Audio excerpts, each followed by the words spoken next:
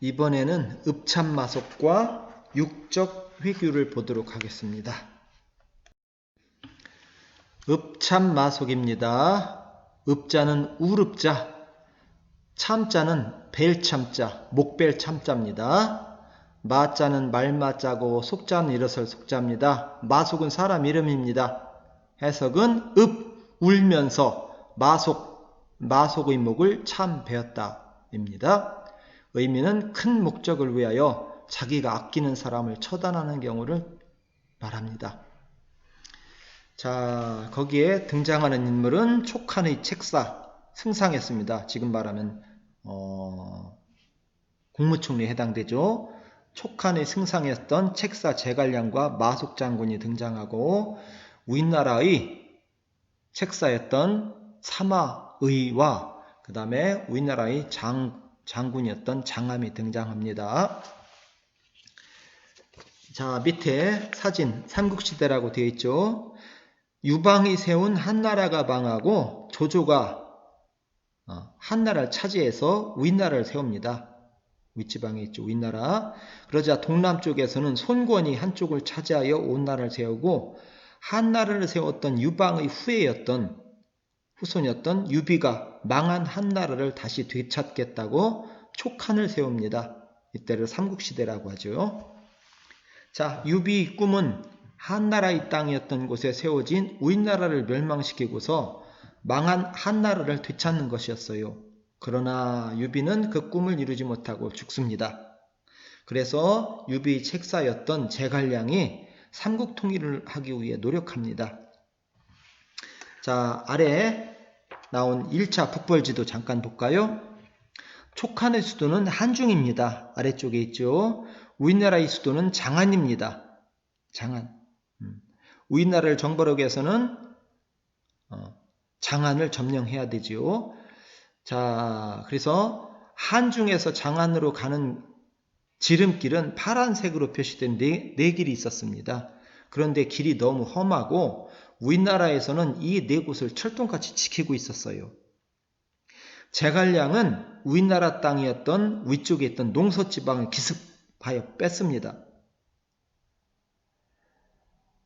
자, 그리고 이곳에 전진기지를 세워요. 농서와 우리나라 사이에는 그 큰 산맥이 있습니다. 농서와 우리나라 사이에 왔다 갔다 할 수 있는 곳은 가정이란 골짜기밖에 없었습니다. 가정만 잘 지키면은 농서지방을 발판으로 가정을 넘어서 쉽게 우리나라 땅을 넘볼 수 있는 유리한 상태가 되었습니다. 문제는 신출귀몰한 우리나라의 책사인 사마이가 이끄는 군대가 가정을 통해 반격해 올 텐데 가정을 누가 지키느냐가 중요했었습니다. 고심고심 끝에 제갈량이 가장 아끼는 마속에게 임무를 맡깁니다.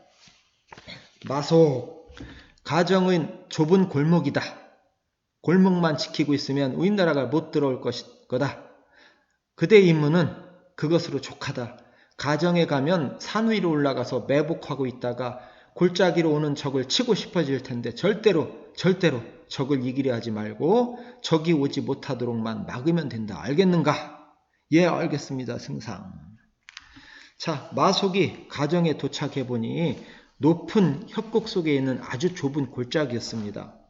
아니, 이런 곳이라면 저 산 위에 올라가 있다가 적들이 이 골짜기로 진격해 올 때 공격하면 쉽게 이길 수 있을 텐데 승상께서는 왜 골짜기만 지키려고 하는가? 내 반드시 대승을 거두어 승상을 기쁘게 해드려야겠다. 여봐라, 산 위에 올라가 진을 치도록 하라. 제갈량이 그렇게 당부했지만은 마속은 산 위에 진을 칩니다.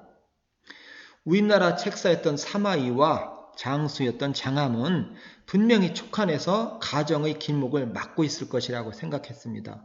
그러면은 힘든 싸움이 될 거라고 생각하고서 조심해서 가정으로 들어왔지만은 가정을 막는 군대는 없었습니다. 껄껄껄 분명 제갈량은 이곳 가정을 지키라고 했을 텐데 애숭이 마속이 산 위에 올라간 것이 분명하다. 여봐라, 이 산을 포위하고 식수를 차단하도록 하라. 식수가 끊긴 마속의 군대를 사마이는 다시 화궁을 합니다. 불을 질러버립니다. 산에.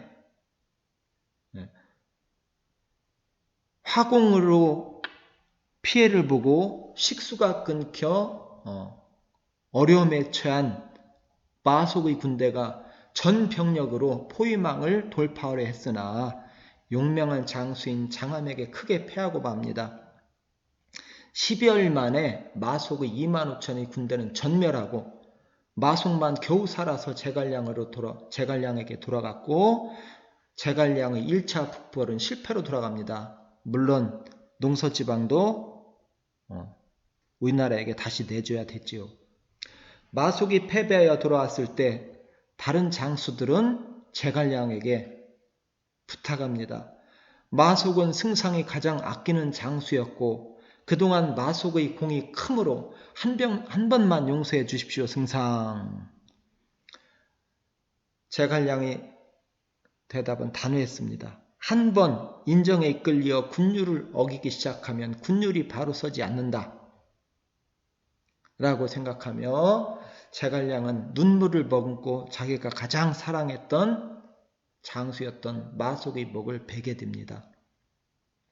여기에서 읍참마속이라는 고사성어가 생깁니다. 제갈량이 눈물을 머금고 가장 사랑했던 마속의 목을 베었다.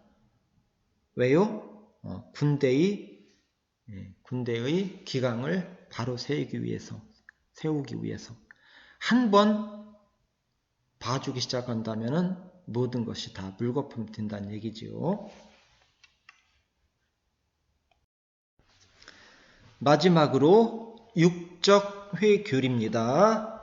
문육자, 길사말적자, 품을휘자, 귤귤자입니다. 육적은 사람 이름입니다. 육적이 귤을 품었다. 귤을 가슴에다 품었다. 의미는 효자의 아름다운 행실을 비유하는 말입니다. 거기 같이 읽어보죠. 육적이 6살 때 국왕에서 원수를 만났는데 원술이 귤을 주자 그중 3개를 품에 넣고 작별 인사를 하다가 귤을 떨어뜨렸습니다. 원술이 육랑은 손님으로 와서 왜 귤을 품에 넣었는가? 라고 물었습니다. 육적은 무릎을 꿇고 대답했습니다. 돌아가 모친께 드리고 싶었습니다. 귤을 먹으니까 너무 맛있어요. 그래서 집에 계신 어머님께 드리려고 몰래 숨겼다가 튀어나온 겁니다. 원술은 이를 기특하게 여겼다 해서 의미는 효자의 아름다운 행실을 비유할 때 육적 회귤이란 말을 사용합니다.